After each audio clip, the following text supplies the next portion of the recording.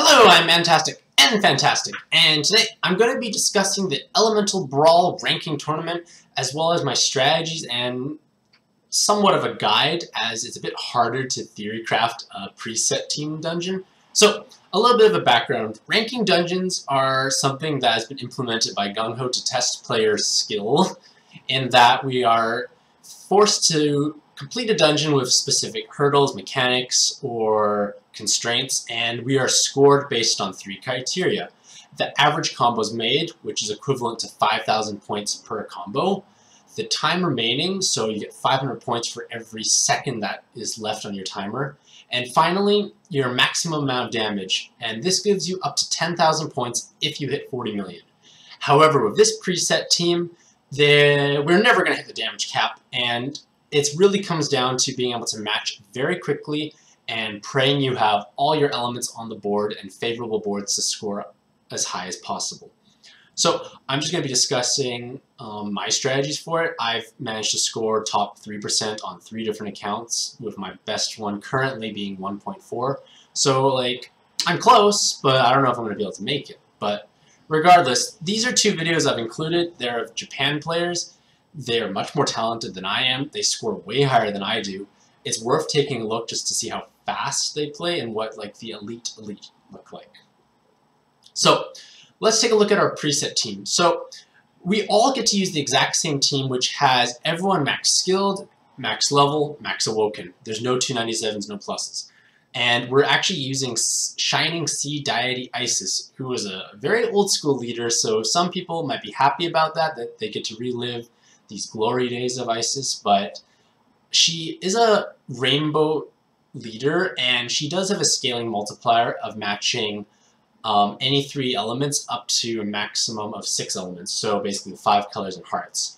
So if you match only 3 elements, you only get 9 times damage. However, this scales up to 20.25 times for 6 elements.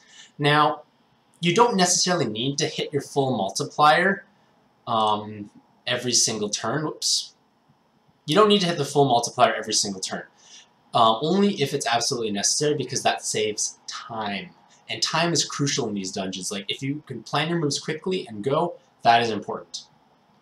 So, cards and their relevant awakenings, as well as their base damage. So this basically little table just shows you what you have to work with, like what monsters do you have and what power they bring. So if you look here, obviously you see the icon, but you see their attack value as well as any relevant offensive awakening. So it becomes very apparent that water is obviously your most powerful color due to the orb enhances and the double 2-prong on Awoken Eye and Eye. Secondly, you'd have Dark Kali with her single 2-prong, and then the Chuchulian with his just wood typing, basically. Dark does get the extra benefit from Awoken Eye and Eye and Chuchu, so keep that in mind. Light is your worst color. Well, light and fire are basically your worst colors in a way, so just kind of discredit those. They're just fillers.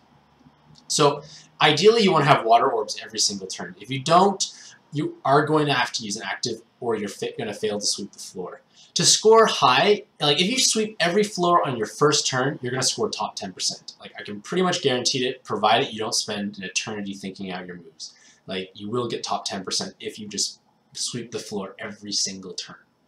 So one other thing to note is that this entire team only has 2 time extend awakenings, which means you only actually have 5 seconds to move orbs. So for players who have more luxurious teams, it's going to be somewhat problematic because you're used to having all this time extend. It took me a tiny bit of time to adjust to less time extend after playing Miru so often.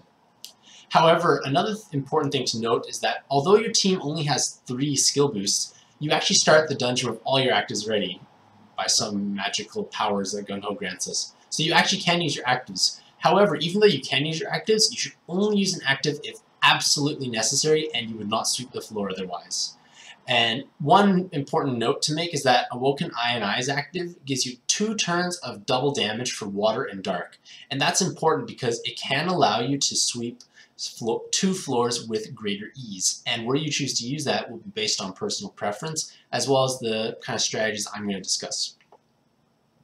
So, as I mentioned, like, this is a preset team, so everyone is using the exact same team as you are, so it kind of evened out the playing field. But then again, not everyone likes rainbow teams or matches that proficiently that quickly. So it still obviously has controversies. I think ranking dungeons is never going to please everyone. There's always going to be people upset. So, as I mentioned, using an active skill will slow you down. Only do so if necessary. You should never use Dark Cali. Like, in an ideal run, you actually don't use Dark Cali. You just had a perfect board every time. But you would use Dark Cali probably towards the end after, say, if there's too many jammers made, and you're forced to use Dark Cali to remove it because you may not have enough elements. If you use your Heartbreakers, you actually only have a 16 times multiplier. So keep that in mind. If you're using the Water Heartbreaker, not as dramatic because you can make water 2 prongs, and as I mentioned before, water is your strongest element, so you're actually dealing more damage. So you might actually do more damage with the Water Heartbreaker. So that's something to keep in mind. The Wood Heartbreaker is only going to be used in the floor-by-floor breakdown I'm going to describe here. Now, Awoken Ionized damage enhancement does last for 2 turns. So the videos and most of the top elite clears I've ever seen use Awoken Ionai on floor 6. However, you may want to use Awoken Ionai on floor 3, which means you get an easier floor 4, because floor 1 and 2 are easy. Like, you can mow those down without full multiplier. Floor 3, you really need to aim for that full multiplier and 2 prongs from Dark and Water. On floor 4, it has high defense, so wood makes a difference. Like, if you have 2 wood combos, you can probably pierce through it with your full multiplier, or you need to make water and dark 2 prongs. That will help pierce through it, but you really need to aim for full multiplier on those floors. So if you used Awoken Ionai on floor 3, that means you have an easier time for both of them. And if you're just going for a consistency, not the top 1% run, this would probably be the best way to do it, because that means you can make less combos on those floors. You probably sweep each floor on the first go. Just something to keep in mind. However, if you're going for those elite runs, you want to kind of follow this template, quote-unquote, if you want. Basically, it always comes down to matching fast, but you want to pray that floor 5, when the Angel changes orbs to jammers, it's not your water orbs, otherwise you're forced to use Cali or the Heartbreaker. But you can kill her with a 5 to 6 match, and even a Dark 2 prong would actually do that. Floor 6, you want to use Awoken Ionai, and that means you can kill Hanzo without a full multiplier. And floor 7, you want to aim for that full multiplier or use the Water Heartbreaker if needed. You want a 2-prong water. And only use Dark Cali, again, if absolutely necessary. So this is just a bit of additional advice. You should always turn off your skills. So you go to Others, Options, Dungeon, Skills Off. And that means you don't have to go through the animation of actually using an active skill. So this will save you basically 1 second per active. And that's huge, because 1 second is 500 points. Use 3 actives, that's 1,500 points. That could mean the difference between a new tier bracket of rewards.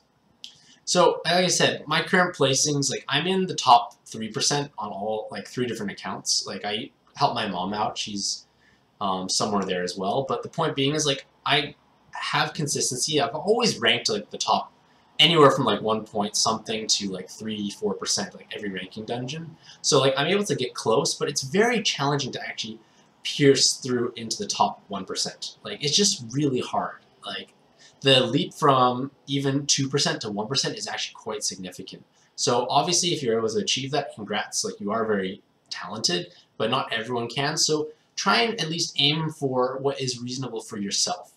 Like, this is my current best score, and I actually got that on Mantastic. Like, I had as good of a run as I've had so far. Like, I've had activatable boards every time, managed to match quick. Only missed a combo or 2 here or there, which could have actually increased my score. And I did have to use Dark Cali once and Chuchulian as well. And that's unfortunate because it does take extra time away, and I'm only 1,170 away. So that's actually 2.2 seconds from 1%. So like it's very close, but very far at the same time. And horrible things like this can happen. Like he's like, "Oh, you thought you killed me?" Not apparently. Like I think the score probably wouldn't have mattered. It was probably gonna be lower than this one, I'm assuming, but it just kind of hurts and stings a little. So in conclusion, like this is a preset ranking dungeon, so there's only so much creativity you can have. Like the key is you sweep every floor in one go, and that will probably yield you a top 10% in all honesty. So just try and go forth. You might have to take a lot of attempts. Like it's gonna cost you either magic stones refilling or a lot of patience and boring play times for several days if you have to keep retrying. So Hopefully this guide at least provides a bit of help or inspiration.